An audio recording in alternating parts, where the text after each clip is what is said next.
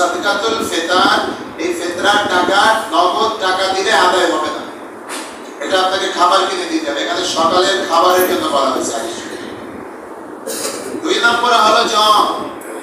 Job হলো, জবের দাম আসে 1 সা পরিমাণ, 3 কেজি 280 গ্রাম হলো 1 সা, তো এর দাম আসে 530 টাকা। খেজুর 1 সা পরিমাণ, তার দাম আসে 2310 টাকা। কিশমিশ 1 সা পরিমাণ, তার দাম আসে 1980 টাকা। আর পনির এর দাম আসে 2805 টাকা। এখন আপনার সাধ্য অনুযায়ী একদম বেশি যদি করি যে খাওয়া দাওয়ার পরে আমি ভালোভাবে চলতেছি, আমি ফিতরা দিব, আপনি 110 টাকা দিবেন। যাদের একটু বেশি সম্পদ আছে, আপনি খুব মোটামুটি তার চেয়ে ভালো আছেন, আপনি 200 টাকা দেন, 300 টাকা দেন। তার চেয়ে আপনি মোটামুটি ভালো আছেন, স্বাচ্ছন্দ্যে আছেন, টাকা পয়সা জমা আছে, আপনি 500 করে দেন জন প্রতি। এরপরে কারো যদি এর বেশি সামর্থ্য থাকে 1000 করে দেন। এভাবে 1500, 2000, 2500, সর্বোচ্চ 2805 টাকা জন প্রতি।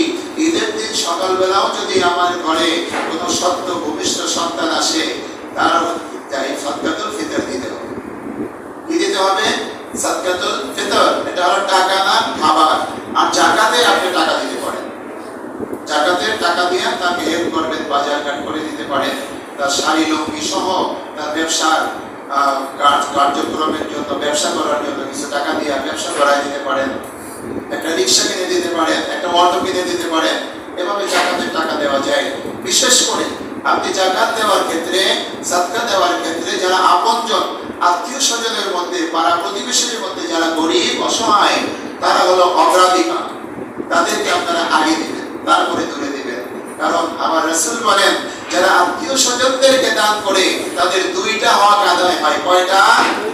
এক হলো দান করার সওয়াব পায়, দ্বিতীয়ত আত্মীয়তার হক রক্ষা করার সওয়াব পায়। সুবহানাল্লাহ। আমরা এদিকে লক্ষ্য রাখবো ইনশাআল্লাহ।